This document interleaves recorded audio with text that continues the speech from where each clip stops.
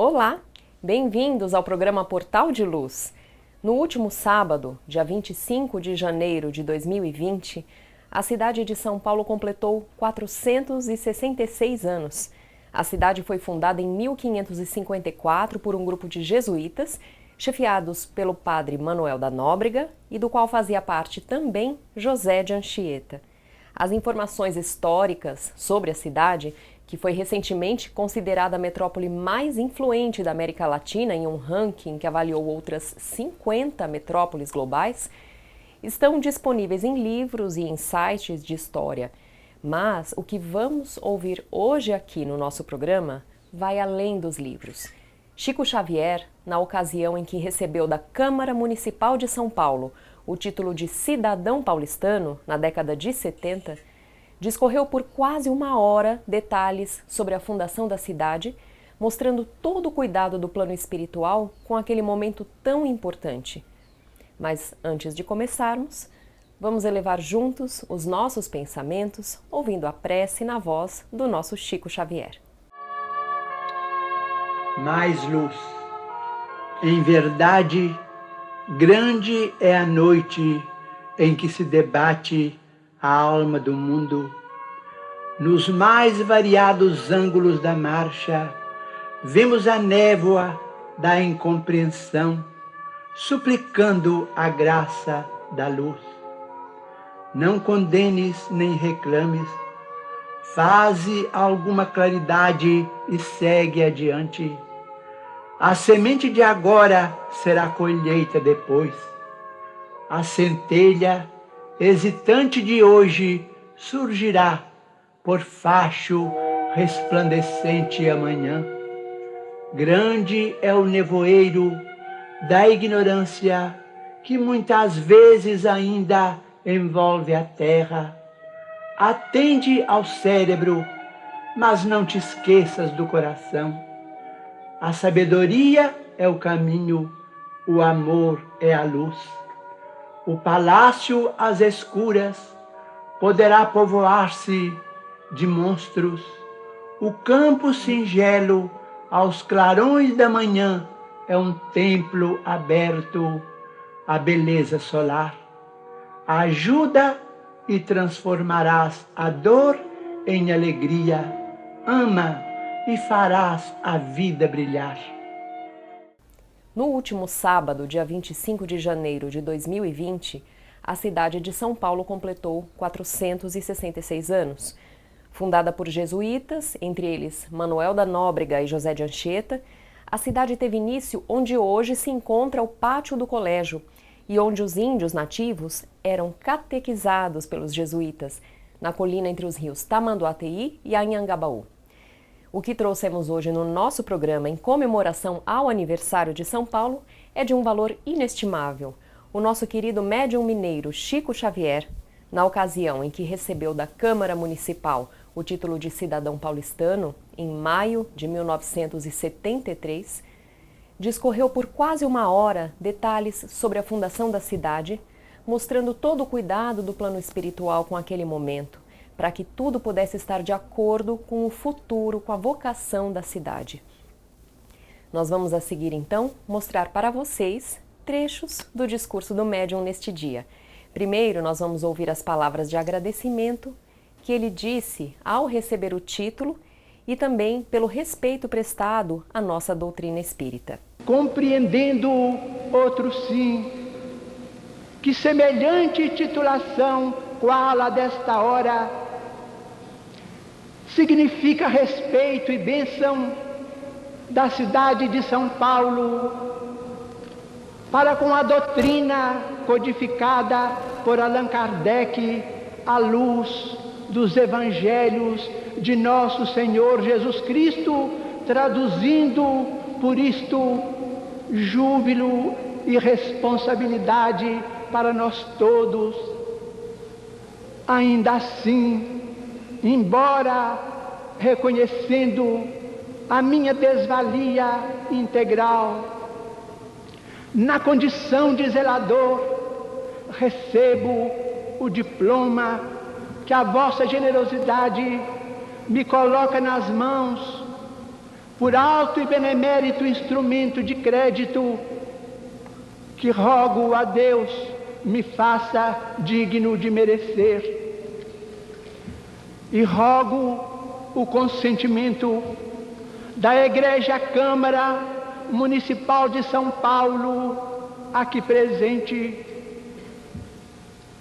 para valer-me desta oportunidade, a fim de agradecer a todos vós, amigos queridos de São Paulo, os 4 decênios de carinho e bondade que me tendes dado, desde 1932, quando os nossos benfeitores espirituais lançaram o primeiro livro de mensagens por intermédio de minhas pobres mãos. Tendes sido em meu caminho apoio, estímulo ao trabalho, compreensão e devotamento. Chico, a seguir, conta sobre a primeira missa realizada na fundação da cidade, onde hoje temos o pátio do colégio, pelo padre Manuel da Nóbrega. Na manhã de 29 de agosto de 1553, no alto do Inhapuambuçu, hoje o pátio do colégio, nesta capital, o eminente padre Dr. Manuel da Nóbrega, fundador de São Paulo, considerada hoje a cidade mais importante do hemisfério sul do planeta, foi visitado pelo apóstolo São Paulo, que lhe apareceu nimbado de intensa luz. Redivivo, o amigo da gentilidade, apontou-lhe as campinas circunjacentes e lhe pediu fundasse no Planalto Piratiningano uma cidade em nome de nosso Senhor Jesus Cristo, que se estabelecesse sobre as 4 colunas básicas do cristianismo: amor e fé, trabalho e instrução. Manuel da Nóbrega sentiu a presença do apóstolo Paulo de Tarso, que o inspirou na condução daquele momento e também na escolha do nome São Paulo, conforme o médium relata a seguir.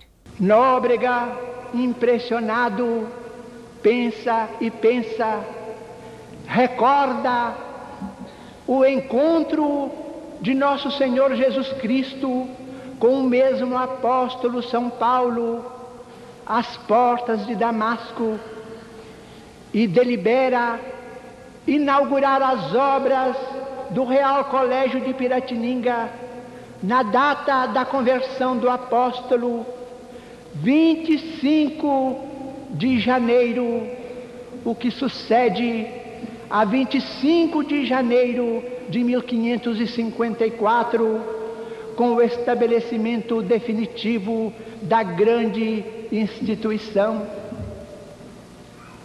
Lembrando ainda a revelação de que fora objeto, entrega o ofício da missa ao reverendo padre Manuel de Paiva, solicita de Anchieta fosse ele o acólito na grande solenidade, e ele mesmo ora e espera visões novas.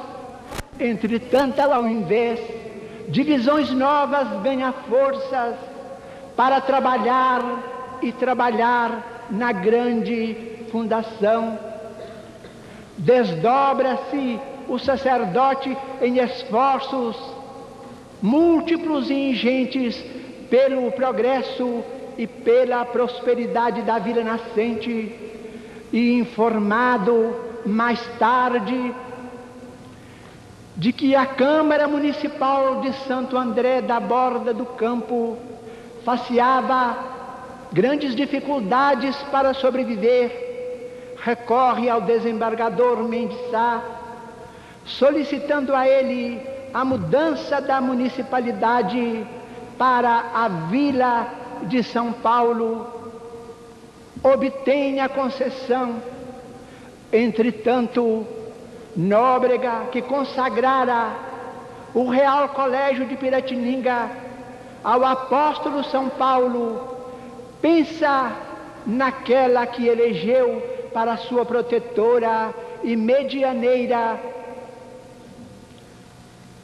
a excelsa Maria de Nazaré, que nós todos na cristandade veneramos por nossa Mãe Santíssima, por haver trazido até nós o tesouro divino da presença de nosso Senhor Jesus Cristo sobre a terra.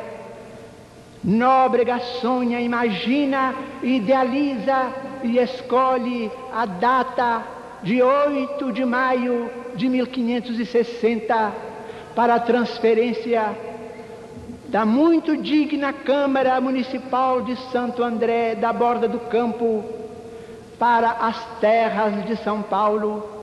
No nosso próximo programa, nós continuaremos a ouvir mais relatos de Chico Xavier sobre todo o amparo do plano espiritual no nascimento da nossa maior cidade. A Creche Lar do Alvorecer é uma entidade assistencial mantida pelo Grupo Espírita Caibar Schutel. Localizada em Diadema, tem como propósito trabalhar pelo desenvolvimento de uma cultura de paz através da educação e da assistência a crianças, jovens e adultos. São 250 crianças atendidas diariamente. Conheça nossas atividades e colabore conosco pelo ideal de um mundo melhor. www.lardoalvorecer.org.br. O jornal Folha Espírita, fundado em 18 de abril de 1974, se dedica à divulgação da doutrina espírita. Saiba mais sobre assuntos atuais com enfoque do espiritismo, além de entrevistas e artigos de diversos colunistas. Você pode escolher na versão digital ou impressa. Acesse e faça sua assinatura. www.folhaespirita.com.br. Vamos agora ouvir a nossa amiga Sandra Marinho com o tema Ajuda-te. Queridos amigos, queridas amigas, já há alguns anos que se fala em autoajuda, uma febre no início dos anos 80 e 90 nos Estados Unidos e que tomou força alcançando todos os hemisférios do planeta, inclusive o Brasil. Nos dias atuais, com a expansão dos meios de comunicação, devido ao advento da internet, vimos todos os dias surgirem mais e mais autores de livros, palestrantes, youtubers dedicados a este tema. Quem já leu ou ouviu alguns desses pensadores e profissionais percebem que todos os ensinamentos se convergem, na maior parte baseados na neurolinguística, que é uma ciência que se dedica a ressignificar os nossos hábitos, nossos conceitos, a nossa forma de se relacionar com os outros e conosco mesmos, ajudando-nos a ter mais equilíbrio, confiança nos relacionamentos, paz interior e sucesso. Mas o que muitos não observam é que a gama de lições de autoajuda, em sua maior parte, concentra muito mais do que seria, na prática, vivenciar a lição do Evangelho. Pedi e se vos dará, buscai e achareis, que por sua vez é análoga a ajuda-te a ti mesmo, que o céu te ajudará. Já pensaram na verdade desta analogia? Encontramos no Evangelho a seguinte explicação. Do ponto de vista terreno, a máxima buscai e achareis é análoga a esta outra, ajuda-te a ti mesmo, que o céu te ajudará. É o princípio da lei do trabalho e, por conseguinte, da lei do progresso, porquanto o progresso é filho do trabalho, visto que este impõe em ação as forças da inteligência. Mais adiante, na mesma lição, na instrução dos Espíritos, encontramos a afirmativa. Se Deus houvesse isentado do trabalho do corpo o homem, seus membros se atrofiariam. E se houvesse isentado do trabalho da inteligência, seu espírito permaneceria na infância, no estado do instinto animal. Daí deduzimos que só mudamos a nossa vida para melhor se encontramos mais felicidade e amor quando nos movimentamos para que isto ocorra. Costumo comentar entre amigos que mudar dá trabalho. Já pensaram nisto? É preciso colocarmos muito empenho quando nos propomos a ser pessoas melhores, sem falar da disciplina necessária em qualquer processo de mudança, quando queremos resultados totalmente diferentes daqueles que costumamos obter. Sair de um status quo atual que não nos agrada vai exigir que mudemos o rumo das nossas escolhas e sigamos caminhos novos. Então, podemos concluir que conseguiremos tudo e teremos a ajuda dos mentores espirituais para alcançar os nossos objetivos se trabalharmos para isto? Em parte, as técnicas de autoajuda, como a própria expressão diz, nos ajuda com as suas ferramentas a alavancar atitudes que somos capazes de tomar em relação à nossa mudança interior. Entretanto, se não internalizamos a necessidade da revisão de crenças, preconceitos com base no exemplo de amor ao próximo, o resultado obtido com a prática da autoajuda não se solidificará. Por outro lado, apesar da simplicidade dessa prática de autoajuda, a maioria das pessoas se esquecem que nem tudo que almejamos nos chegará conforme esperamos. E sabem por quê? Porque somos espíritos eternos, seres complexos, que acumulamos experiências de outras tantas existências que já tivemos. Hoje expressamos não somente o nosso ego atual, este que assumimos nesta vida, que nos identifica como filho ou filha, pai ou mãe, profissional, vizinho, amigo, colega de trabalho. Trazemos traços do que fomos em vidas passadas. Traços estes que nada mais são do que marcas que ficam registradas no nosso subconsciente e que interferem na nossa personalidade de hoje.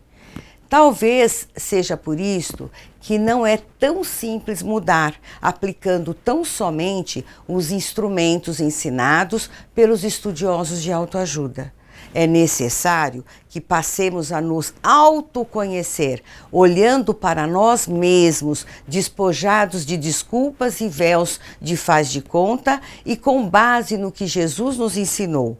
Repensar a nossa forma de ser, muitas vezes equivocadas, baseada em nosso orgulho ferido, na nossa vaidade, nas crenças, preconceitos e medos que nutrimos.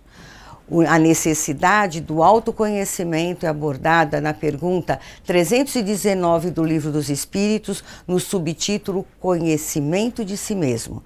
A pergunta 919 é a seguinte: qual é o meio mais prático e eficaz que tem o homem de se melhorar nesta vida e de resistir à atração do mal? Resposta: um sábio da antiguidade volou disse: conhece-te a ti mesmo. Em complemento à mesma questão, no item A, argumenta: conhecemos toda a sabedoria desta máxima, mas, porém, a dificuldade está precisamente em cada um conhecer-se a si mesmo.